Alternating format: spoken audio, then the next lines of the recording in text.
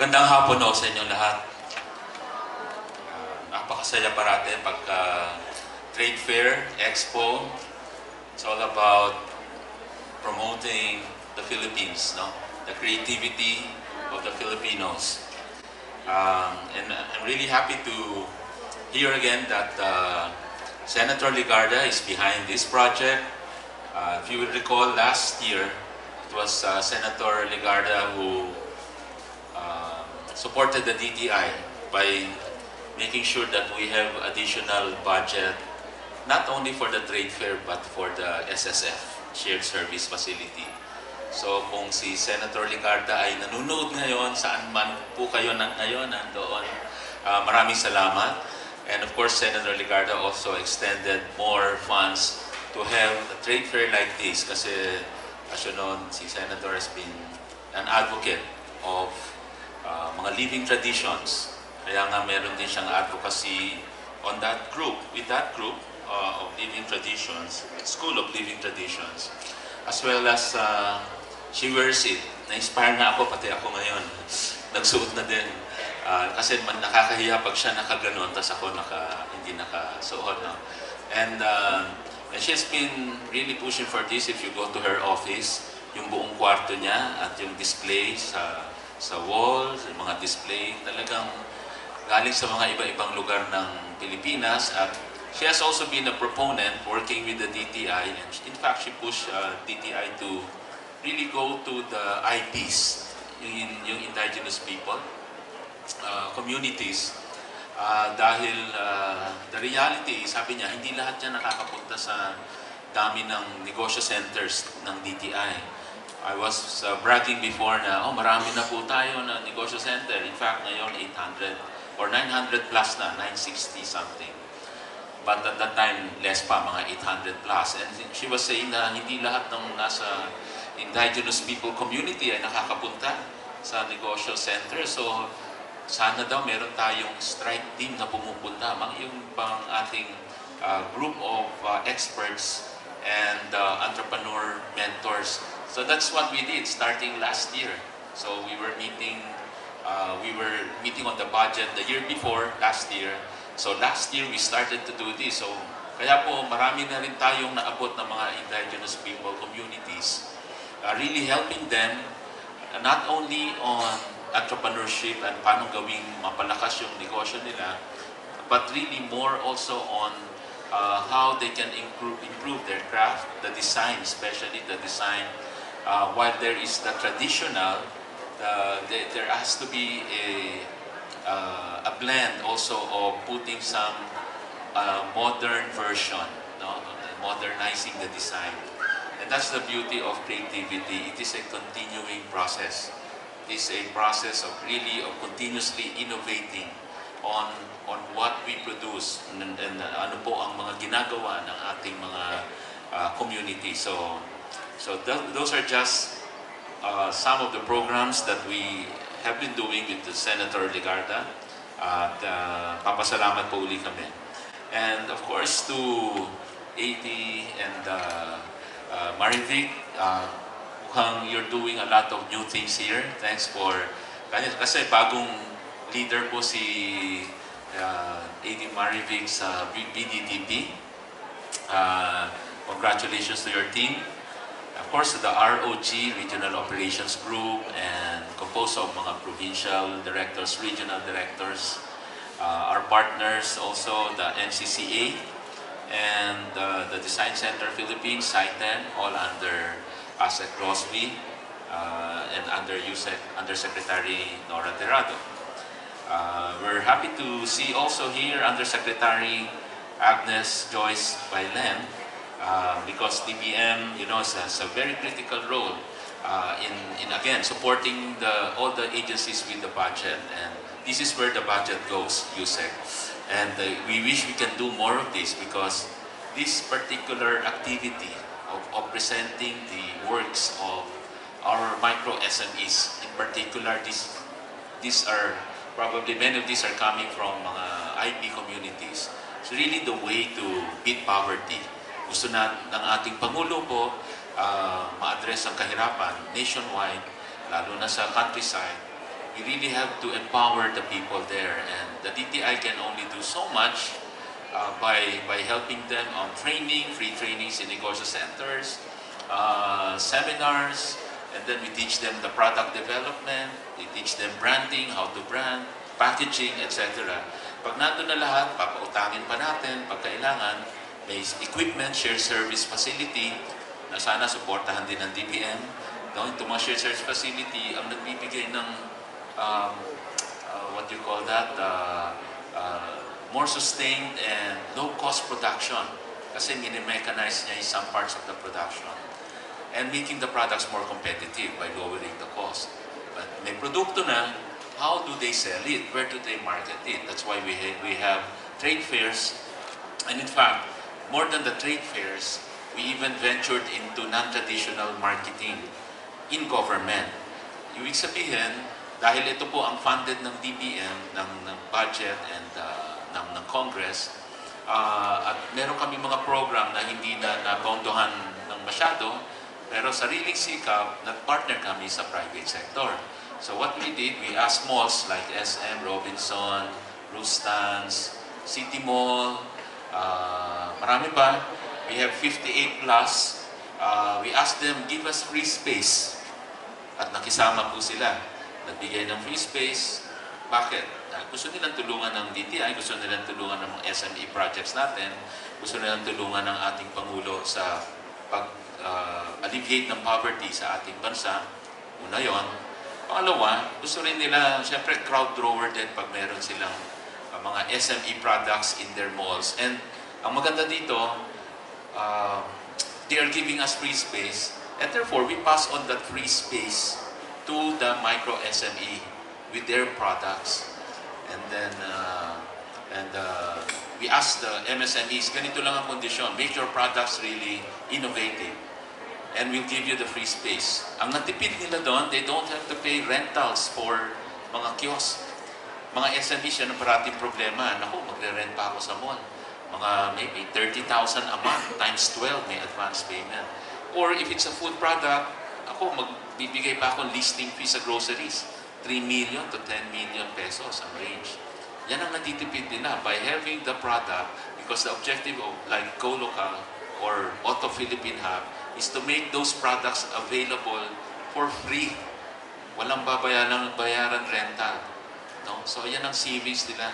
And nagiging source pa for they're being given exposure, no?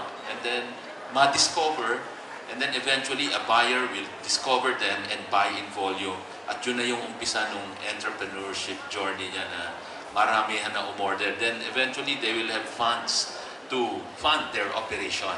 So kaya napaka-importante to give also the support to market or showcasing the products, marketing the products of micro SMEs. And we thank DBM for your support, your continued support on the budget. And we can always hopefully work for more budget, because the more we do this, the more we will be able to help much more people or do more frequency of this. And we can even do this in the international market. So what we do right now, we ask international buyers to come over. Like the recently held SITEM, marami, no? Last week lang yun. Over, I think, close to 100 international buyers would be coming over. So we do a lot of those things. And then for the Filipino market, yung Go Local, mainstreaming the products. Because our difficulties sa trade fair na ganito, it's limited Friday to Sunday or Thursday to Sunday. Then after this, wala na. Hindi mo na mahanap ang mga SMEs. Of course, we're now working and starting on a digital trade fair, digital trade show. So that's another thing in the making.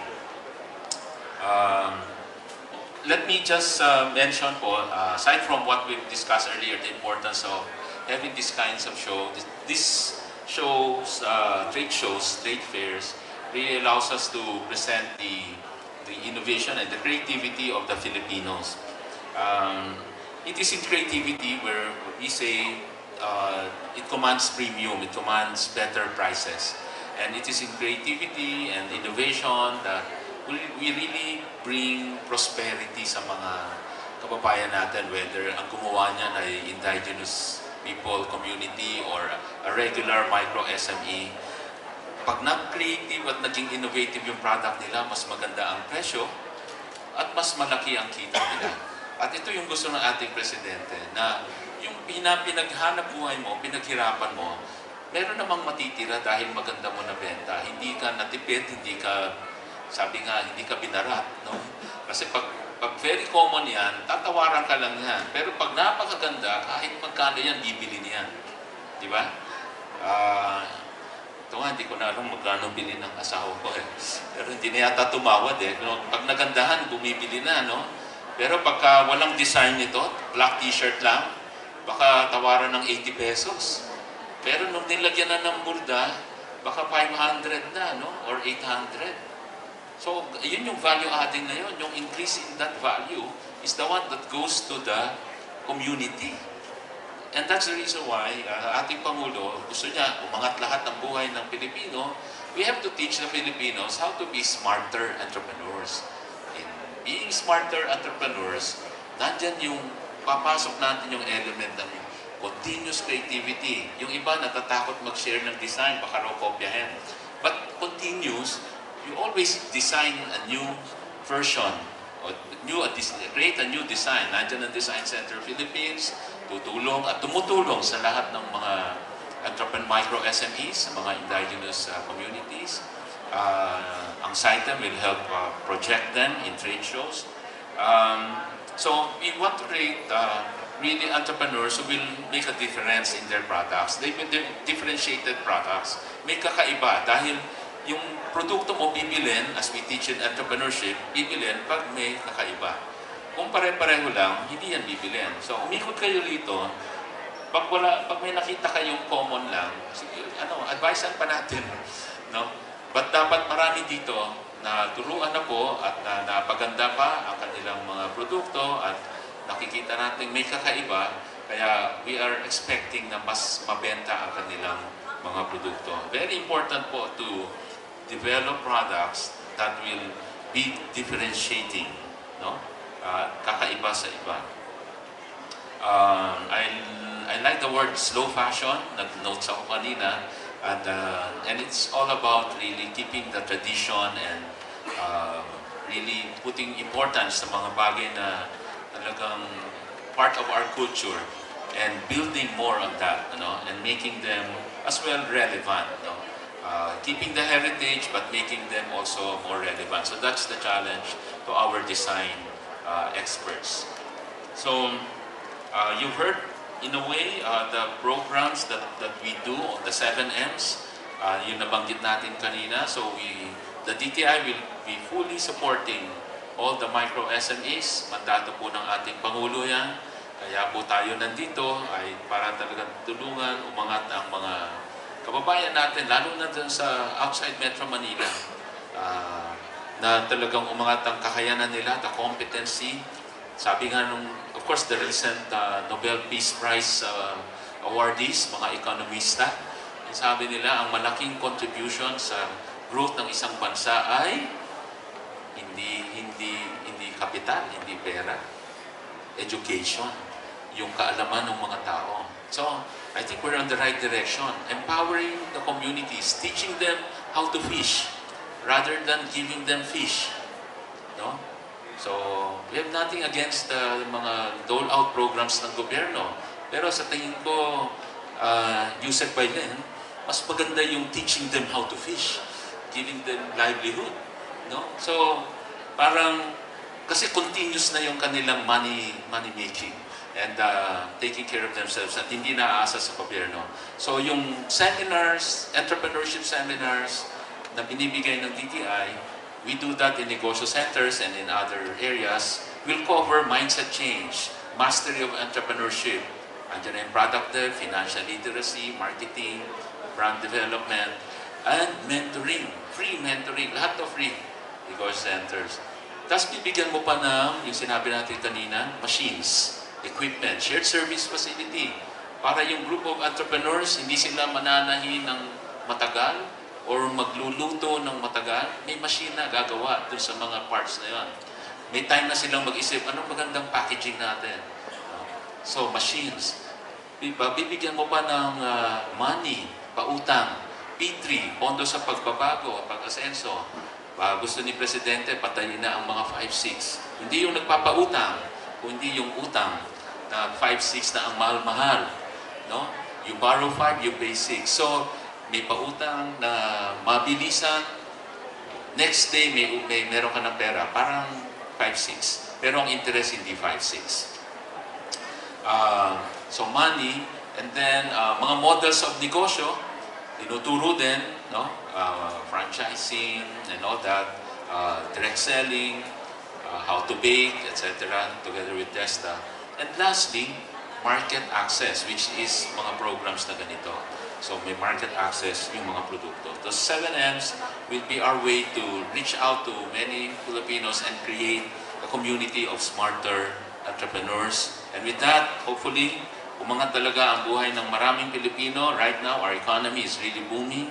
With the emergence of a much stronger MSME, we not only create a strong middle class, we create a stronger bottom of the pyramid. Imagine yung bottom of the pyramid, lahat aangat yan. Yumaman lahat yan, that's bigger purchasing power, consumer base sa ating bansa.